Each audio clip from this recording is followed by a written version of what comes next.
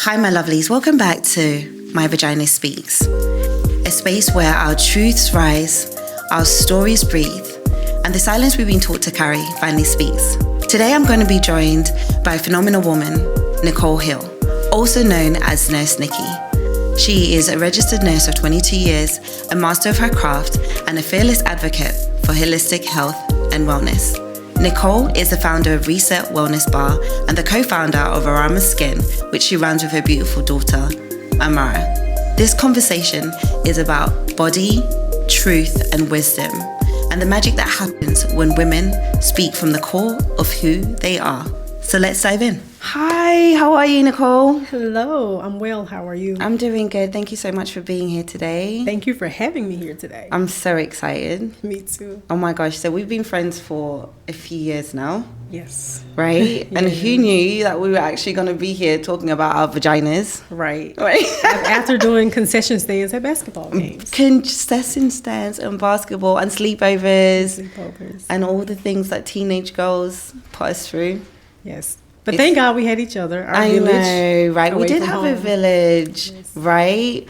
And for a lot of people, just to let you know that Nicole has been there for me for so many things. And like, she was like a second mom, especially to like my youngest little one who would rather be at her house than at mine. Yes. But it's crazy to be here. Like, our daughters are in their 20s. Mm-hmm. We have 20-year-old babies. Like grown kids. Grown kids who are still kind of kids. Yeah. Right? But it's been a beautiful journey. Mm-hmm. And I'm actually excited to talk to you about that journey as a woman, as a, like, you're just all things. Like, you're a mother, you're a business owner, you're a scholar. Ooh. Right?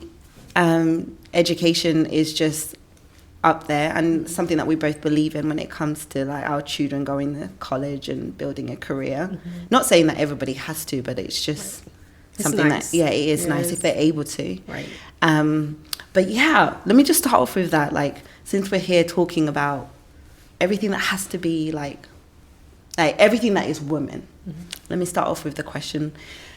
In all your years of becoming, everything from a young girl to a teen to a young mum, going to school, raising this beautiful daughter, owning a business. What would you say? What does it mean to be a woman to you? Oh, that is a loaded question. So to me, what it means to be a woman is showing up with confidence, showing up with care. It is owning my voice, right? It is setting my boundaries, which I learned later in life. And it is marching to the beat of my own drum. Yes. And that's what it means to be a woman. I love that. You said owning your voice. Yes. Is there a time in your life where you feel like you didn't have a voice? Yes. I mean, growing up in a small country town,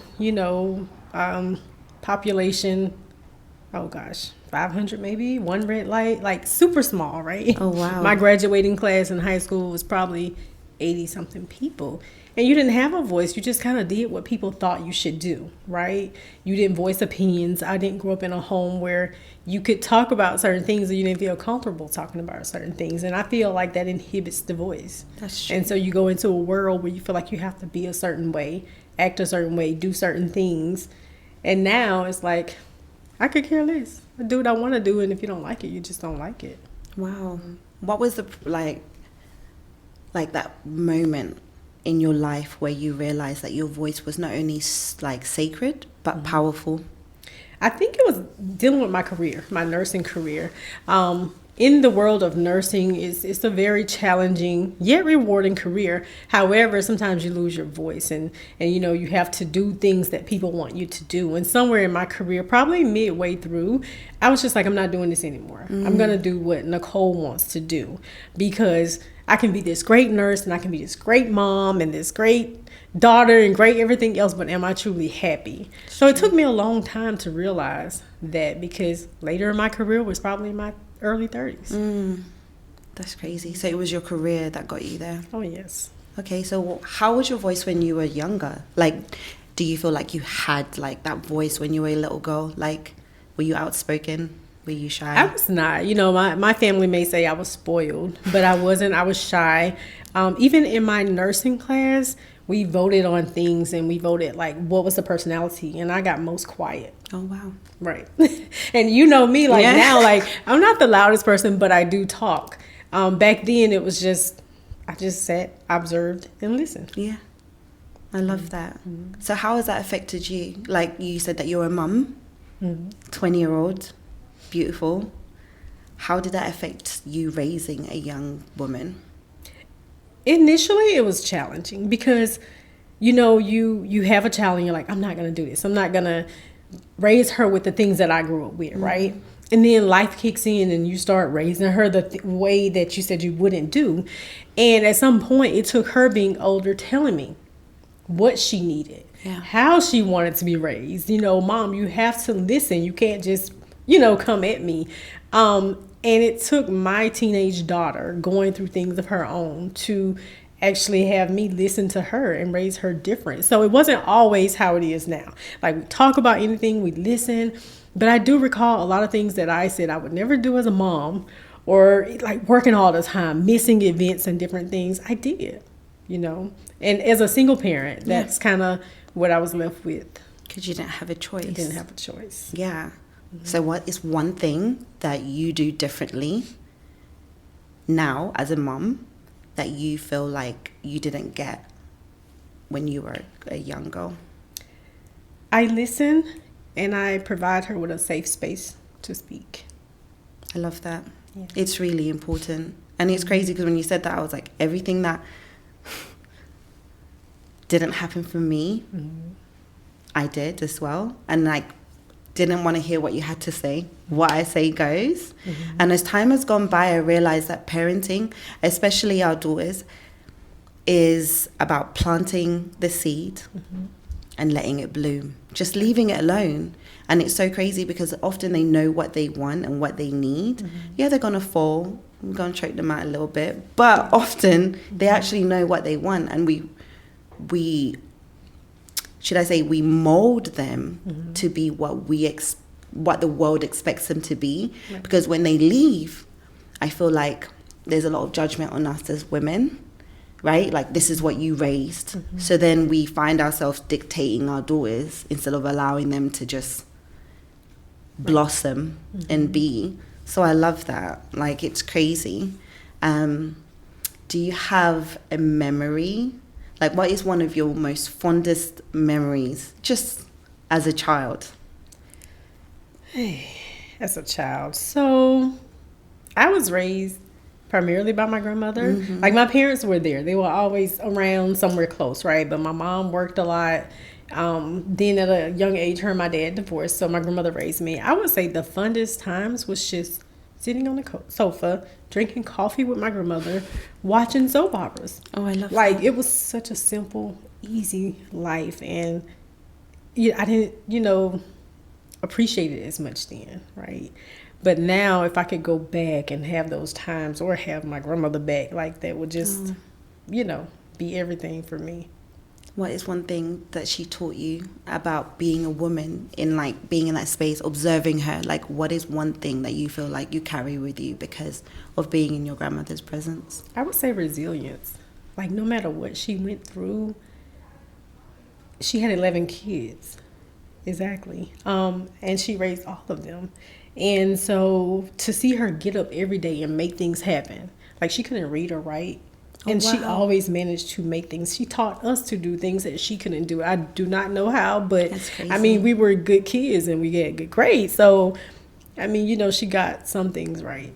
Let's go. What are things that you feel like that weren't so good, that you observed, that you took on? I would say, like, watching my mom work a lot. And back then, I would complain about it, and my mom would say I gave her a hard time. I don't think it was a hard time. I just wanted her to be there more, right?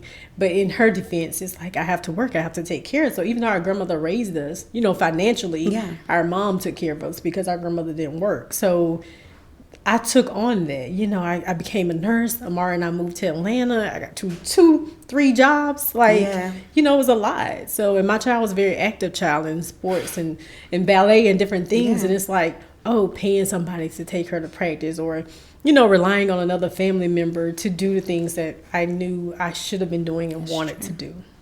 Yeah, it's crazy. You take on this role of feeling like you're giving her the best. And then, I don't know if you experienced this, but I feel like I experienced this. Like, let's do ballet classes, let's do this, let's do whatever, let me pay for basketball, let me do tour. So I'm giving you the best. And then you realize that after giving them the best all these years, they're like, I would have preferred not to do ballet and have you be there to tuck me in at night. You know what I mean? Yes. And I know you understand, but then, coming from a generation of women where a lot of the times the matriarchs were the ones that raised the family and then they worked like crazy. We were taught that accolades, having everything from the house, the nice clothes, making sure our children look, that was like, that's what it meant. Like, this is you doing it, this is you being a good mom. And then, like, you look back and realize that all of those things don't give you back the time. They don't. That you lost. They don't give you the time. And, I know once I was fussing at Amara about something, right? And I was like, I buy you all these clothes, I do this, I do that. And she was like, Mom, I don't care about the material things. I care about our relationship. I care about our conversations. Like, again, going back to what I said earlier, it took her telling me what she needed from me in order for me to give it to her. Yeah, it's crazy. Yeah. So now you guys are here in this moment. She's 20. 21? 21. Legally. How did you feel, by the way? Oh my gosh. When she turned 21? I mean, she still acts like a big baby. So to me, that's why I call her like a grown kid, because even though she's grown and she's very responsible, like, she's going to take every moment to show, like, I'm still your baby. So, An adult teenager. That's what I call mine. Mine is an adult teenager. Okay. So we're here talking about, we've talked a little bit about our journeys, our kids and whatever. But I want to get kind of deep into, like, the conversation about ourselves, our experience as women, our bodies, and all of that in between. Right, so we're about to get into it. Right, let's get. She said, "Let me get comfortable. Let me get comfortable." All right, so I have a question for you. Let me see. Let me get it. It says here, what story has your body been carrying that you're finally ready to release? I think I've released it, but what it was carrying is childhood trauma. So things happen in childhood, right?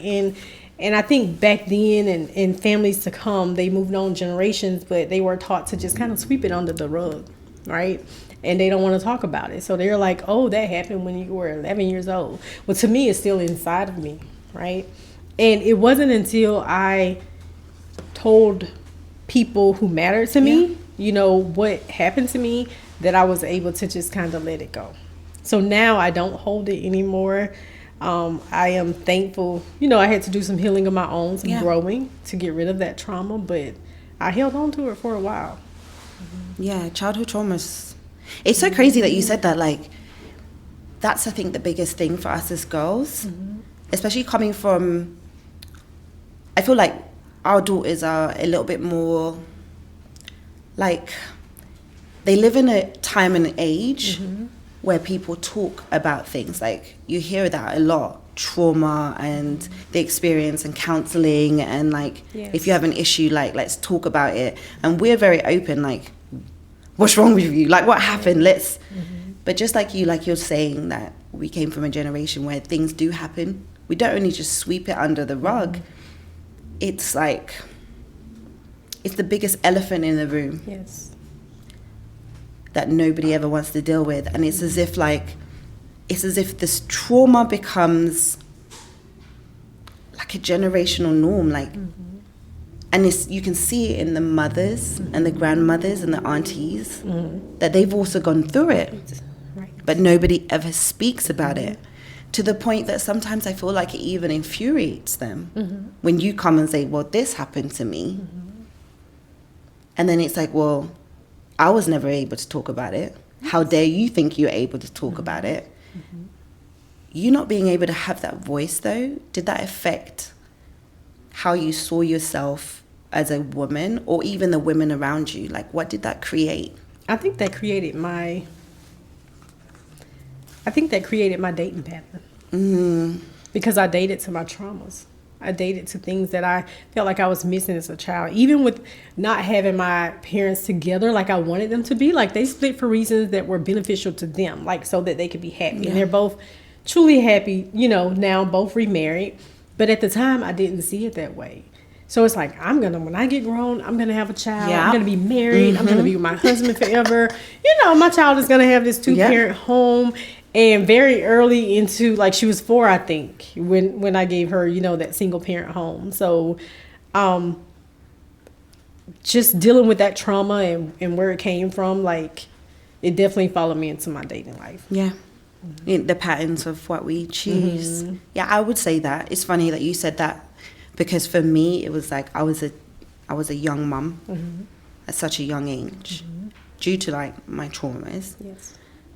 And then I was a single mum, but then it forced me to run into marriage because of the stigma of being a single mum. And then in the end, obviously, I ended up divorced. And I really feel like some of those things played a part in, like, how everything went out in my relationship, because, like you said, a part of me feels like I did marry my trauma. Even though it wasn't like different relationships, I married my trauma. And then when I realized I was no longer my trauma, it was like you wake up and realize that this is not for me.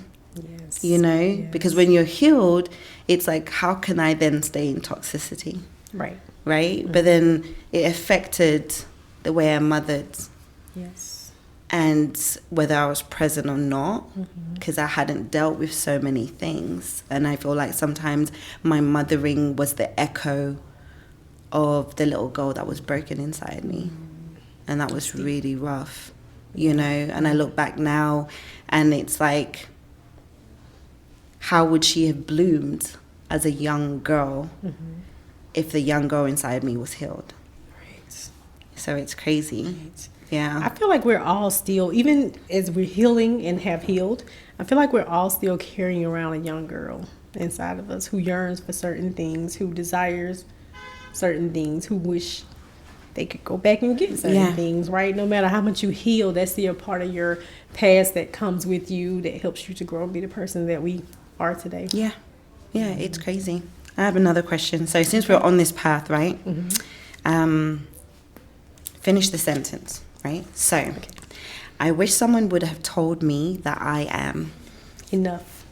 Oh, wow. Enough. So often you think like you're not enough, whether it's a relationship, whether it's work, whether it's family. I think for me and my family, like I was always that person that people leaned on, because I had a calming spirit. Yeah. I always seemed like I had things together. You go to college, get a degree, have a child, even though I did it out of wedlock. Yeah. But I was done with college first. I had my first home, built at like 25. And in my, area, it's not a lot of people that were doing that. So they look at me and the family like you have it together, right? And all the while, it's like, I didn't feel like I had it together. I feel like I'm just making it through. Like, I still don't feel like I'm enough. So I just wish someone would have told me, someone who I respected, looked up to, you are enough. Wow. Do you think that would have been different whether a male or female? No, I think it would have been different depending on who it came from. Like my parents, absolutely. Like I know they love me and they admire me, but you didn't hear like I love you every day. You didn't hear like give me, like I'm going to my daughter, give me kisses. Like you just didn't have that emotional affection. Bond and that affection. And to me, even not having it in previous relationships, like in my current relationship now, it's hard for me to receive the affection. It's not crazy. When you have it, it's really hard. And then it's like you crave it. Yes. But you can't accept it. Right. It's the strangest thing, right? But did that actually, but that didn't affect how you parented Amara? It did somewhat. It did. So, like, even though I told her I love her all the time, Amara was a very affectionate child. So she always wanted to be under me, like, on the back of my arm. And I'm like, and I used to say, you know what, she was breastfed. Get off my teeth. Move, you know. But she was very affectionate child, and she always wanted to hear that I love you. And so even though I told her that, it was just other affections that, like, if I come home from work, it's like, I've been working 14 hours today. Like, I don't feel like being bothered. Go watch TV. Go eat some snacks. You know, that type of thing. I feel like it affected because I wasn't used to. I just was that child who did things on my own. I figured out things a lot. You know, so I mean, I used to braid hair and do hair in my grandmother's living room at age 13. You know, 12 and 13. So I was just one of those kids who did what I did, but I stayed out of everybody's way. Business. Yeah, that's crazy. Wow. So with that, what would you say to that little girl? Like, what you know now and everything that you've gone through, what would you say to your younger self? Oh, gosh. Other than I'm enough, I would just simply tell her I love you. Oh. I love you. Like, I feel like those 3 words are very powerful. When you don't, I've met people who never heard them, you know, who didn't have that relationship at all with anybody in their family. And it's like, they don't know how it feels. Like now, my parents tell me all the time, you know, but growing up to that little girl, I love you. When you hear that now, though, from your parents, sorry, you made me emotional. But when you hear that from your parents now,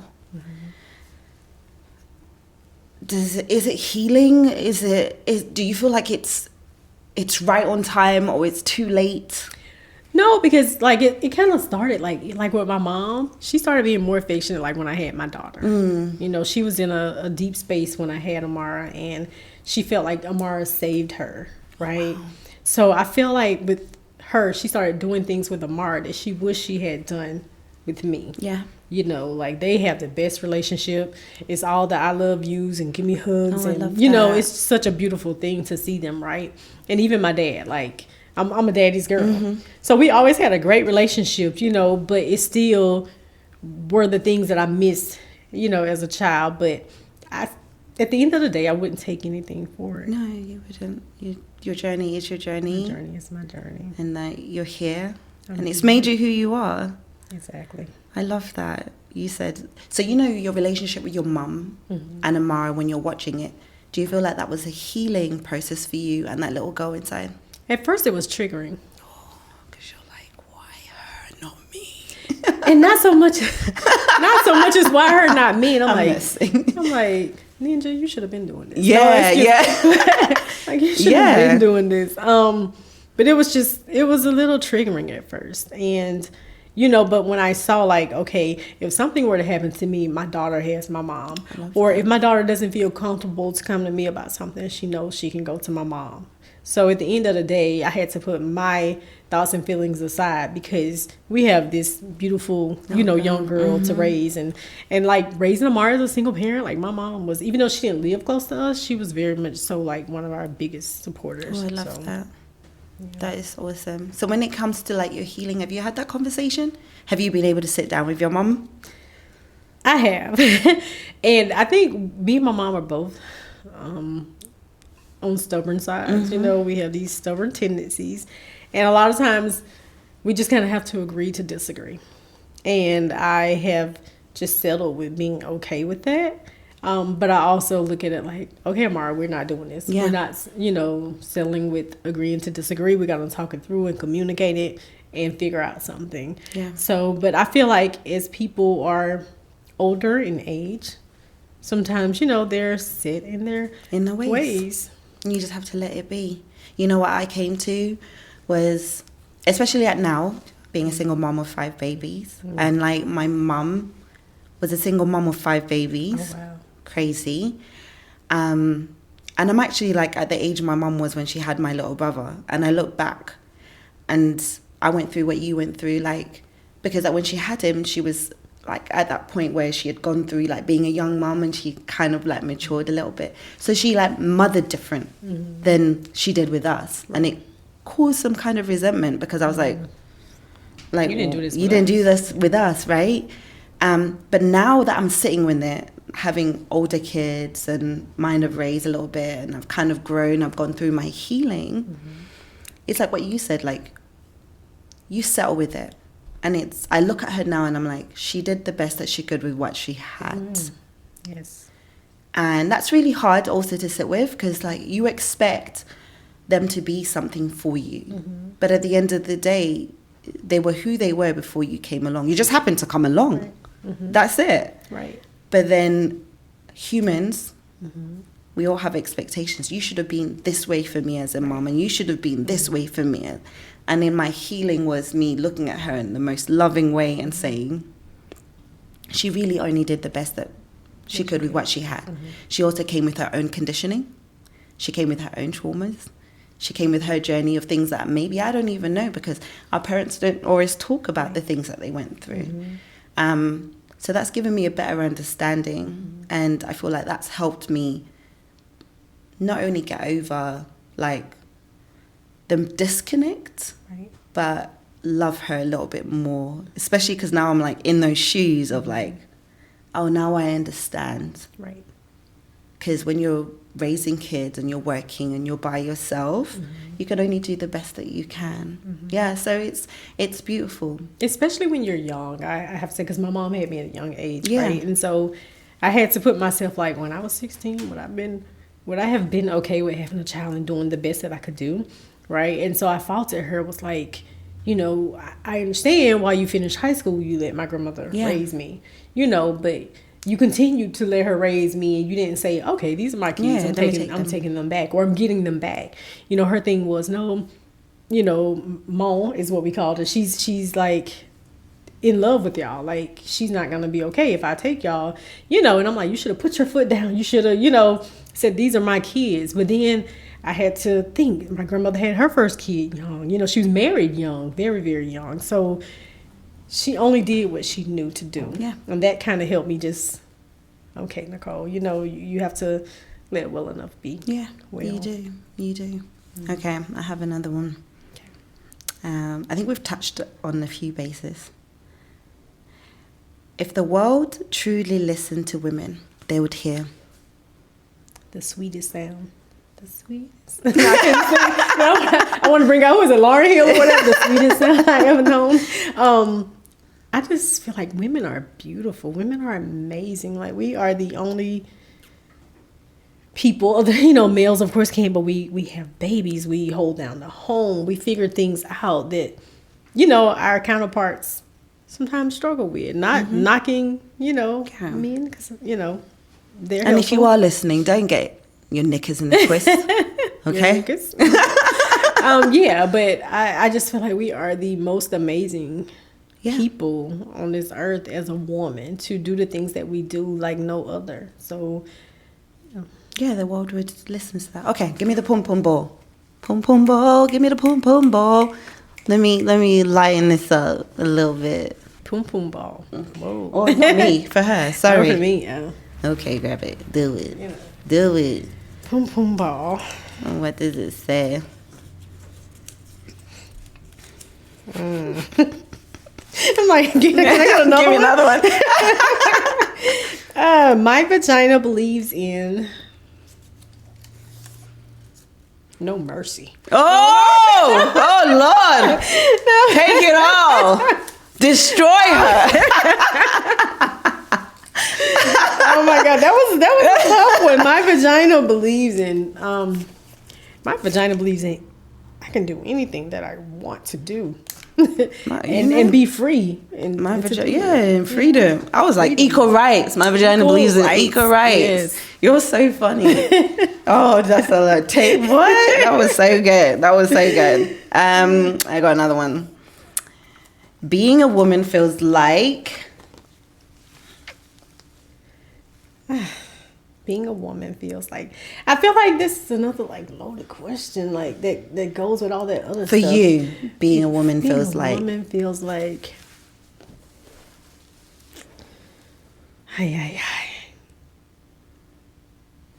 Being a woman feels like being on an ocean with no means to an end. A nice sunset is like, it can go to the end of the earth. being a woman. I feel like we can go to the end of the earth. I mean, going back to what we just talked about, like, I feel like women are powerful and can do anything. So for me, being a woman, it feels like freedom. Like, I can just move how I want to. I can do what I want to. Being a woman is so beautiful, and it's underrated. I don't know. It's hard to, I need to think about that one for a second. When you said being a woman feels like, do you know what first came to my mind? Right. A hurricane. I'm sorry. I don't know. It felt like that. Sometimes I feel like I'm like a hurricane, like just this storm. But in every storm, there's a rainbow. That's very true. You have to always still move through the messes because just like I know, we've been through a lot of messes. And we still progress. And we still progress. That's and we true. Still went through it. And now we're here. Yeah, we are. So, okay. Let's get down and dirty. Let's talk about sex. ooh. Okay, because this is about My Vagina Speaks, right? So let's talk about sex. Let's go. All right. When it comes to your first experience, what is something that you wish you knew or somebody had talked to you about? When it comes to my first sexual experience? Yeah, when you were young. Before the pum-pum got pum-pummed. Not to do that shit. I mean, of course, you're always told, like, in my family's like, don't have babies. You didn't get the birds and bees talk or the actual sex talk, right? You just don't get pregnant. Especially having a mom who got pregnant young. It's like, keep your grades up and don't get pregnant. And so that's all I knew to do. But if I knew what I knew now, I would withhold. You would have saved yourself? Mm-hmm. Yes. Like to love and all that fluffiness? Yes. Yeah, it's not crazy. Mm-hmm. It's so funny because I got the same talk as well. Just don't get pregnant. What does that mean? Right. What does that mean? Like, you know what I mean? What does don't get pregnant mean? Right. And how do you not get pregnant? Right. Because nobody said, hey, by the way. Right. This is actually what's going to happen. Here's a box of Magnums. Don't get pregnant. Like, you didn't get that talk, okay? Like, just don't get pregnant. Don't get pregnant. So would you say that experience was... What was it like for real? Like, what was that experience like? Did you even know what was happening? I don't. I feel like I almost blocked it out of my mind. Being young, like even at 17, 18, it's like it just wasn't my thing then. I didn't understand the totality of it, the sensualness of it. The beautiful side of it. It was just myself, another young person, and okay, let's just do this, right? I think even for me back then, it was like, let me just do it to satisfy this person, right? Because, other girls are at him and, you just kind of do what you have to do to keep your man. Yep. It's not crazy? Crazy. So as time went by and you started to get more experience, right? And like, where did you even learn? Like, how did you learn? How did you learn about your body and sex and how, like, what makes you feel good? Like, so it's weird. Like, being a nurse, you learn about Yeah. the body per se, right? So I've gone through all this nursing and education and about the body. But as I grew, I had this weird fascination with sex, health, and Dr. Ruth. I loved her. yes. Okay. And even though I was a nurse, I'm like, you know what? I should have been a sex therapist. Yes. That's more like it, right? If I could go back, maybe that's something I would entertain. But it just caused me to kind of like dig deep and just learn things like what my body liked, what my body did not like. Because, if you think about dealing with guys, they feel like this pleases a woman. This is what turns you on. No, that's what turns you on and pleases you. And back then, like not now, but back then, guys didn't ask you, what do you like? What pleases you? It was just all about them getting what they came for, right? So now in my very, very mature age, being with a person who gets it, it's nice. So you speak up now. Do you voice? Are you more like, hey, this is what I like?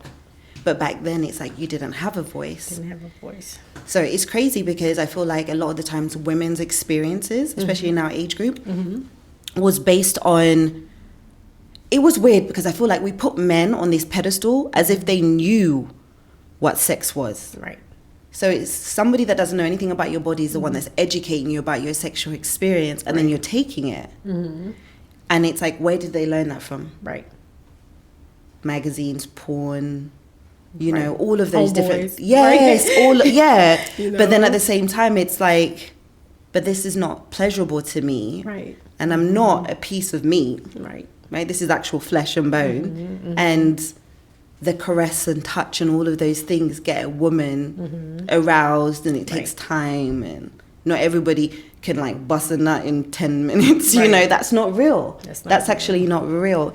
With those experiences though, do you feel like any of them created, I don't know, like a dislike or trauma or anything? How did that make you like feel about yourself as a female though?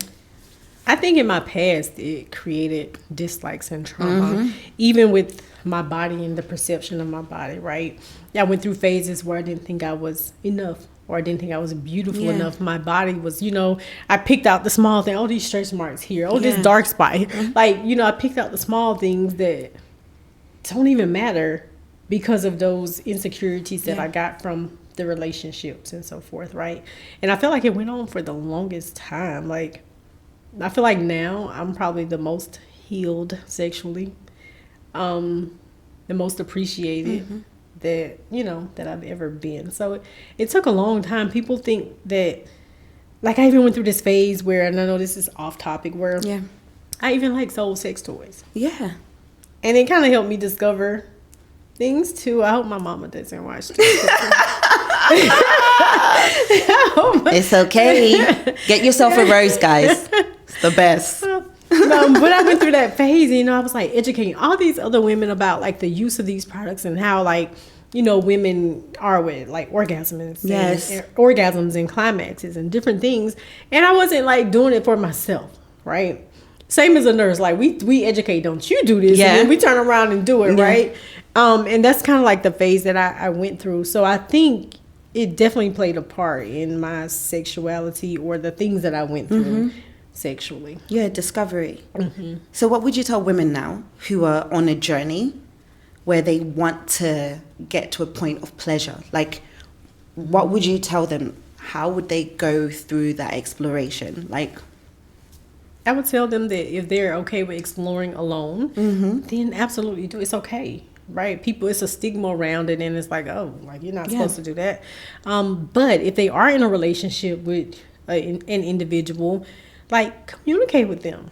Tell them what you like. Tell them what you don't like. Show them. Yeah. Because a lot of times, it's not that they don't just want to know. It's like they just assume this is how it goes. This is what she likes. Oh, she made that noise when I did that. So, well, maybe that shit hurt. So, or maybe it was uncomfortable. Like, I'm sorry. But I would just say communicate with that person. But how can you teach someone else about your body if you don't know your body?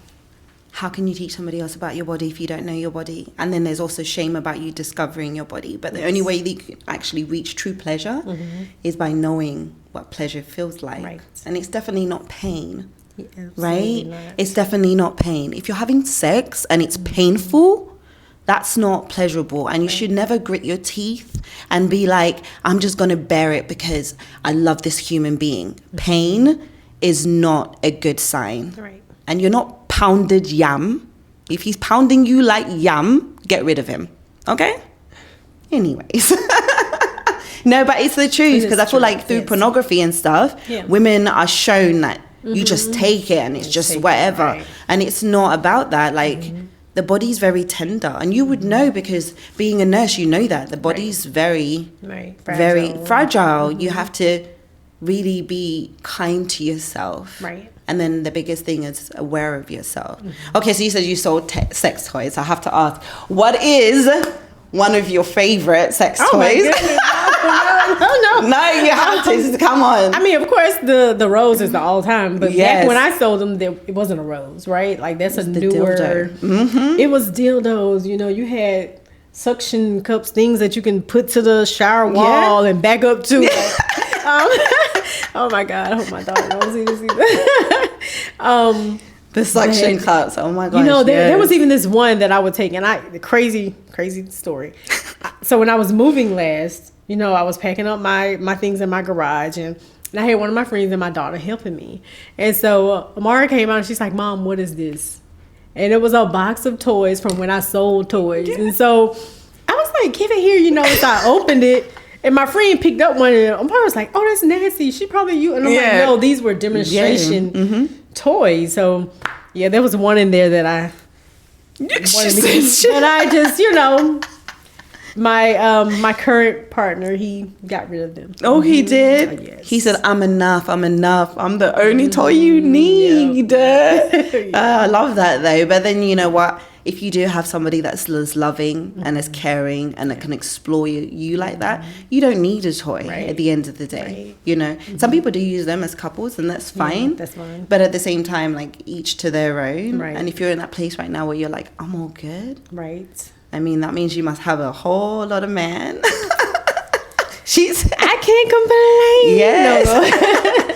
I love that. So, I'm going to say this. I want...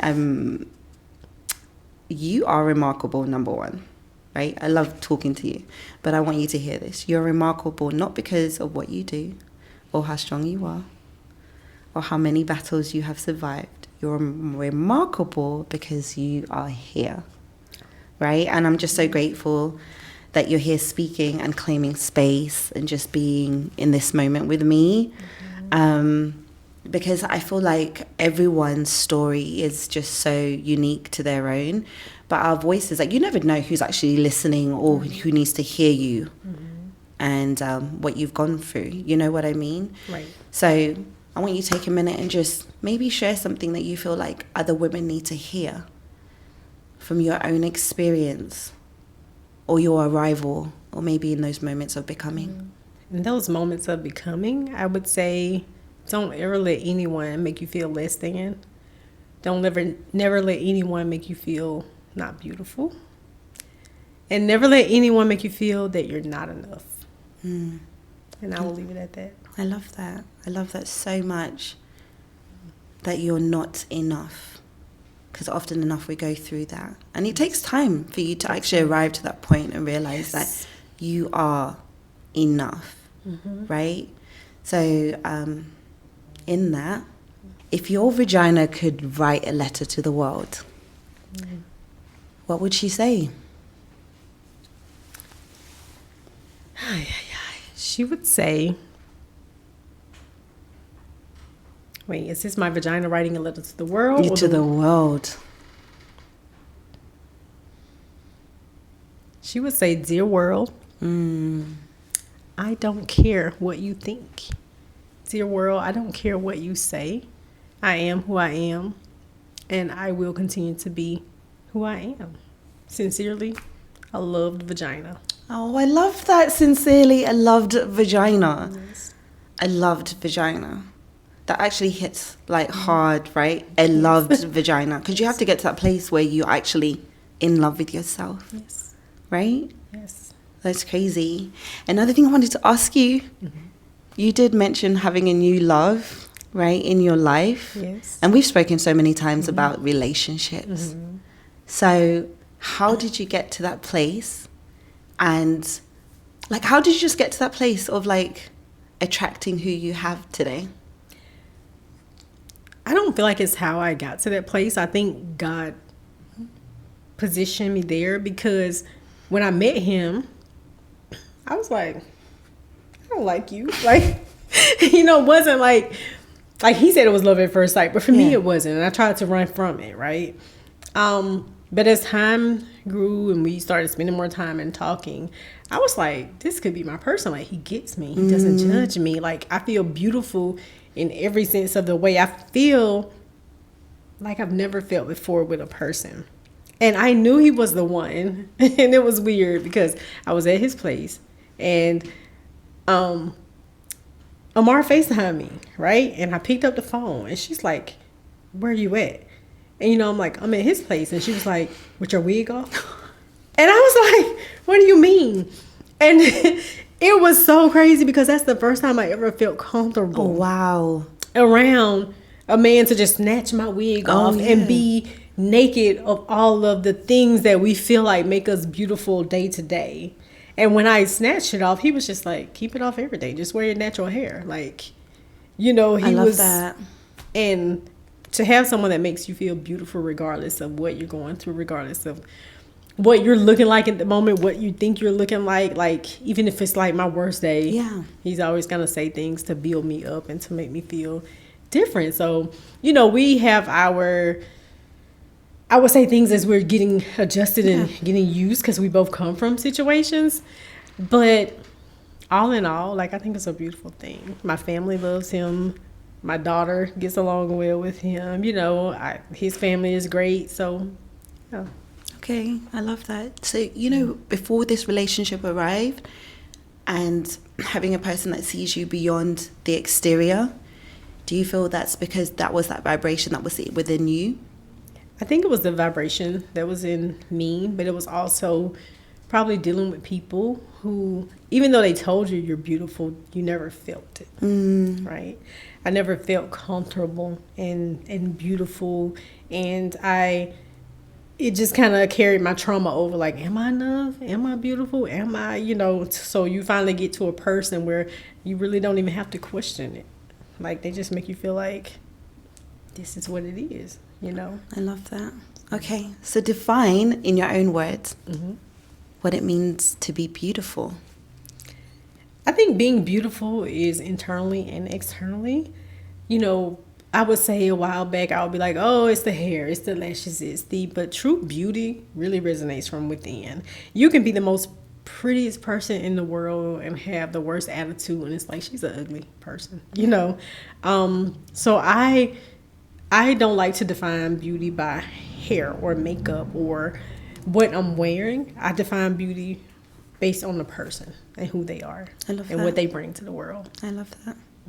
Beauty is based on the individual person and their experience. Yes. And it runs deep. It does. Yes. It does. Well, thank you, Nicole. You are beautiful in and out. I'm so happy that you were here, that you have become and become and become all of these things and continue to become this wonderful mother, an amazing woman, a great friend, an amazing sister, daughter. And yeah, with that, I guess we're just going to let everybody be.